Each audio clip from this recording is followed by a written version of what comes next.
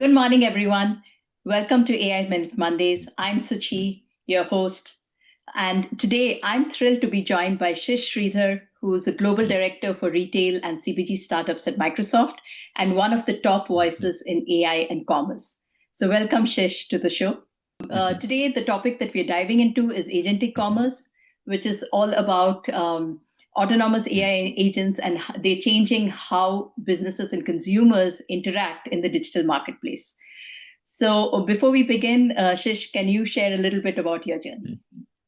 Sure, and thank you, Suchi, for inviting me to this.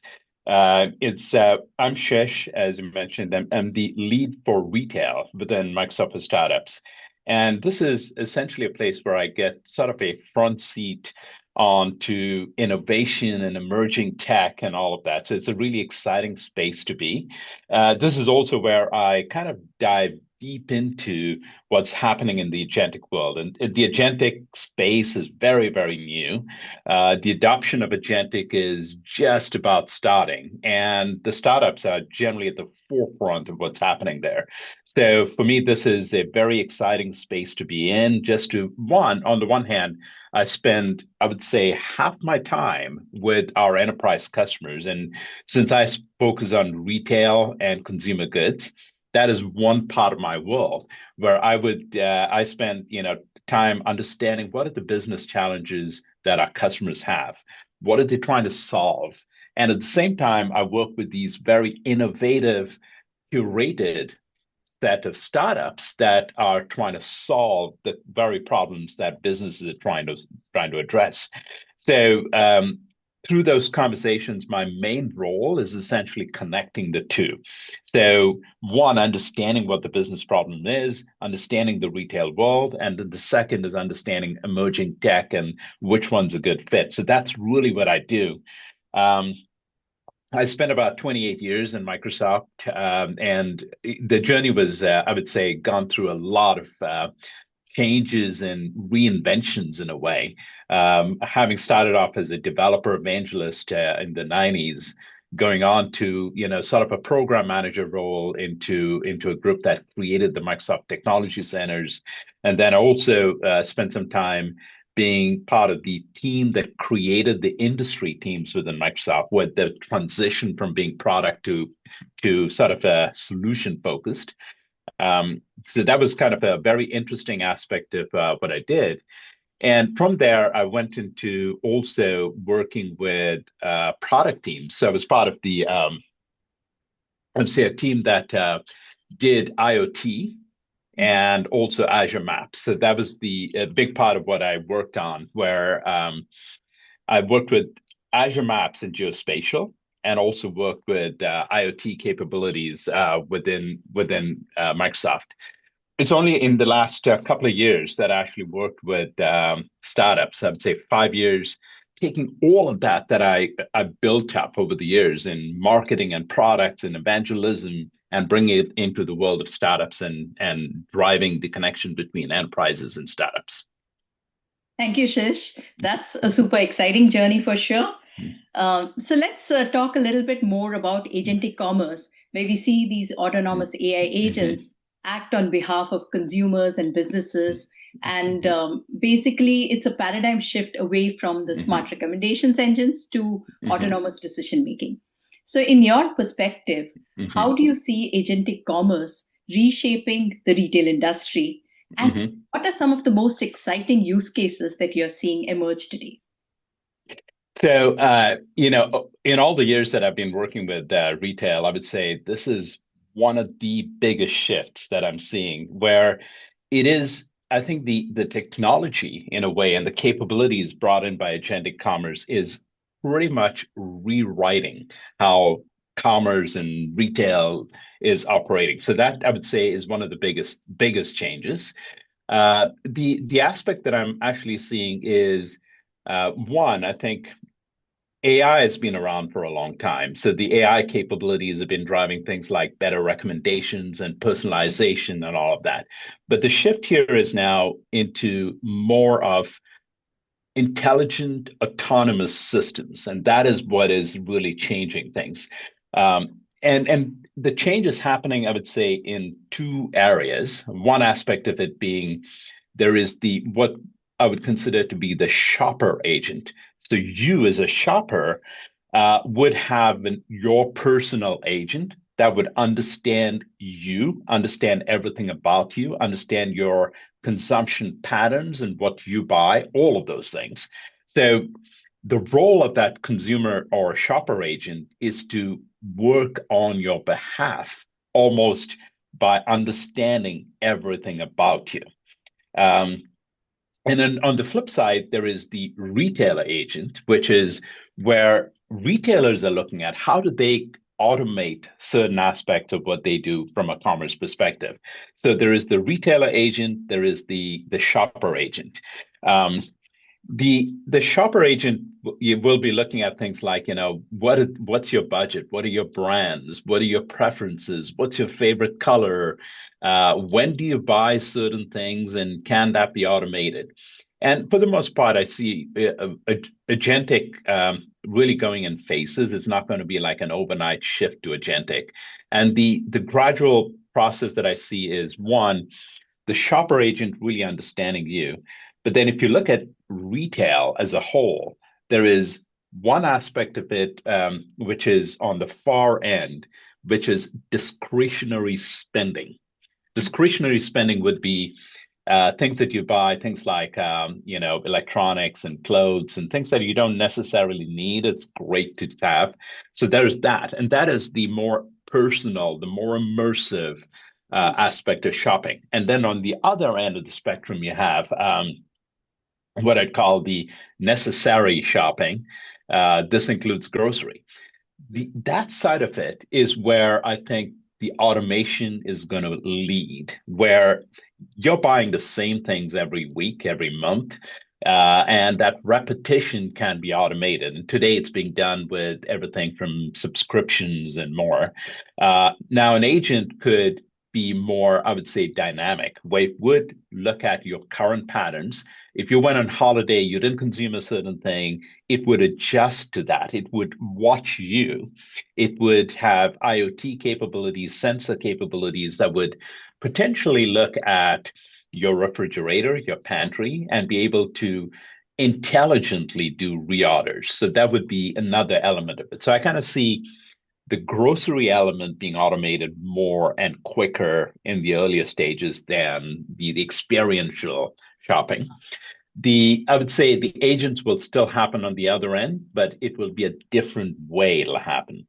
As a personal assistant, someone who will make recommendations for you, someone who will look at your calendar and say, you've got 3 birthdays coming up this week, and here's what I suggest you get, and here's where you get it from. And it just automates all that. So there's that personal shopper element. From a retailer perspective, there is agents that are automating certain things. And again, I would say it is going phased as well. It is not going to happen overnight where everything is going to be automated. So I'm also seeing very specific things, like, for example, supply chain optimization being taken over by agents. It could also be, the assortment or the inventory. I want, as a retailer, to be able to specify what's the inventory I want to have per store, the assortment I want to have per store. Can an agent do that? Absolutely. So the agentic movement in retail would, on the retailer side, would happen in very specific capabilities, and over time would take on more and more capabilities. And that's the element that I see as well, where the automation would be gradual, it would continue to expand over time. Um, One of the interesting aspects that I see there as well is in the microservices world, a couple of years ago, there was this whole concept of, where the old monolithic systems would get replaced by microservices over time, but it was not overnight. It would be, let's take certain capabilities, replace them with a microservice. Over time, let's add more and more microservices till a point where none of the capabilities in the original monolithic system was ever used, and it just fades away. And I think that same approach is the way that agentic will go with retailers, where the existing commerce systems, the monolithic commerce systems, will continue to be there for a while. But there are certain capabilities like payments, for example, MasterCard and others have released agents that are specifically addressing payments and personalization and baskets and so on. And those capabilities will come in as agents and over time will replace the backend monolithic, which will fade away gradually. And I think that's the other aspect that we are seeing there as well. The one of the things that I'm kind of excited about and working on right now is, to showcase the agentic capabilities, and NRF, which is one of the biggest retail conferences coming up in January in New York. And I'm working with three startups. One of them is a startup called Nimble. What they do is they use, and this is again another aspect of agentic, where there is very specific capabilities that are encapsulated into an agent. And startups are a good representation of that. Startups are typically silos. They're focused on very specific capabilities, and these capabilities could be encapsulated into an agent. So Nimble, what they do is they go out and fetch data from the internet. So, for example, for a retailer, it could be competitive pricing. As a retailer, I want to know what the pricing of my competitors are so that I could respond to that. So they go out and scrape that information. But Nimble is doing that with agents. Agents go out autonomously and intelligently fetch that information in. There's a second startup I work with called Ydistry. What they do is intelligent redistribution of inventory once in store. The biggest challenge in retail is if there is a product in the store right now, because the products that we select that to be put in store is based on predictive analytics. Predictive analytics is great, but things change all the time. And the prediction said, this is the assortment we want to have for that store. But at some point, everything changed, and a certain product is no longer going to sell. It's going to sit in the store. So redistribution is a method by which we would use AI to determine where exactly is the demand for that product. Can we move it elsewhere? And where should we move it to profitably? So Ydistry is a company that does that, and they have an agent that will automatically do it. And then the third startup I work with called OmniStream. OmniStream does the planogram planning, which is they'll define for every store what's the assortment and inventory that we need to send and where should it be in the shelves to drive efficiency and optimize the sales and all of that. So the agents for the three, Nimble, which will go out and look for price. And if there's a threat, there is one of the neighboring stores is going to sell something at a promotion. It is going to impact my store. It'll automatically contact the Ydistry agent, which will initiate a redistribution of the product that is impacted. And then it will contact the OmniStream agent, which will change the planogram and assortment of the product that are sent to the store. So all of that is done autonomously and intelligently. And that's just an example of how in the agentic world, retailers would be reacting and responding. So there is a level of autonomy, there's a level of intelligence, and these capabilities, the more capabilities you add into that mix, those processes would happen automatically. Everything from, there's a product missing on the shelf. Customer comes in, they don't find it. Is there a camera that'll detect the product is missing? An agent gets into play. It will contact the store associate who will replenish it. And if there's no product in the back room, automatically do a reorder. So all of that can happen autonomously as well. So those are elements that we're seeing with, I would say, agentic retail and agentic commerce. Oh, that definitely sounds very interesting and exciting. And especially the way you spoke about those three different startups and how those agentic systems work together to fulfill a common need. So that's super exciting. But let's talk a little bit about the challenges, right? What do you think businesses and consumers need to be aware of as they go in for agentic commerce systems? Like, are there risks around security, around trust and transparency, and possibly maybe even unintended consequences for enterprises, like, the loss of direct customer engagement, for one? So, how do we kind of handle and mitigate these risks? Mhm. So great points, but before I go into the security element, which is sort of the big question that retailers have, one is, the transparency, security. Now, there's a lot of autonomous agents out there, but there is a bigger thing that retailers are preparing for, and some of them are not prepared for that I'll talk about, and then I'll go into the security. One of the big elements is in an agent to agent commerce world, everything about retail changes, and there's a lot of prep that retailers need to do. What I mean by that is when your shopper agent decides you need something for a trip you're doing and it does the planning, contacts you and said, yes, this is what I need, it will then reach out to the retailer's agent to do the transaction. Now, in this world of agent to agent communication and agent to agent commerce, what changes in a big way is the emotional element of shopping. One big change that retailers are struggling to figure out how to address is today they rely on a lot of advertising for you to buy their brand. In this world, what changes is your shopper agent is going to look at your data to understand your preferences and what you will like. It will then look at the retailer's agent to get all information about the product that's a good fit for you. That's a data world. Everything around that transaction is data related. So the biggest change that retailers have to work on now is to one, product data enrichment. So, for example, one of the startups I work with called Harmonia, they focus on that product data enrichment. So, the more data you have about the product, the more information the shopper agent will be able to make the right decision on what product is a good fit for you. So, the good fit of product is no longer based on emotional advertising, it is based on data. So that's one big change.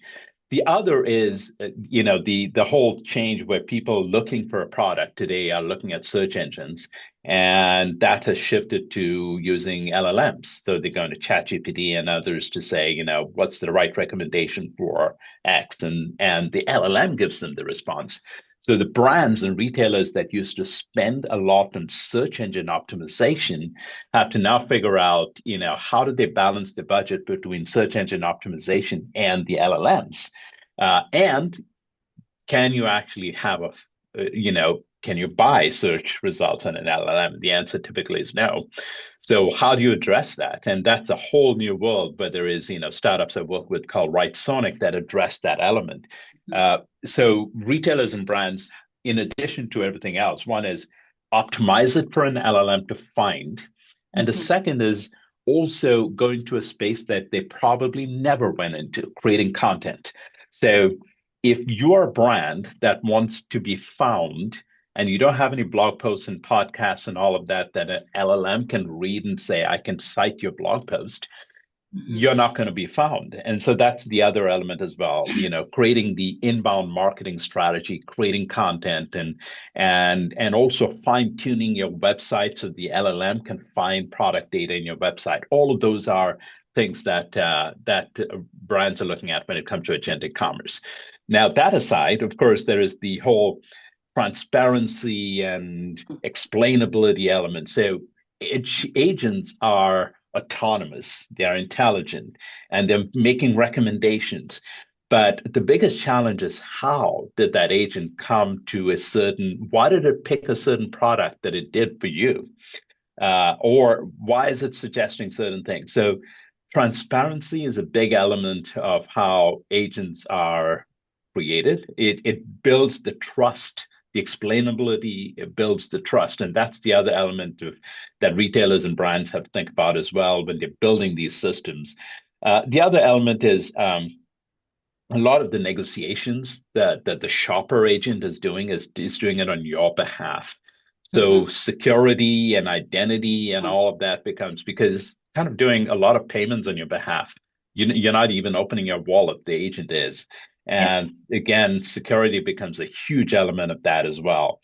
The other element I would say is bias and alignment. So there was an article I was reading recently that talked about agent collusion, where they did an experiment where today price collusion is a challenge with many retailers, where I, as a retailer, can say, I'm going to set the price to this.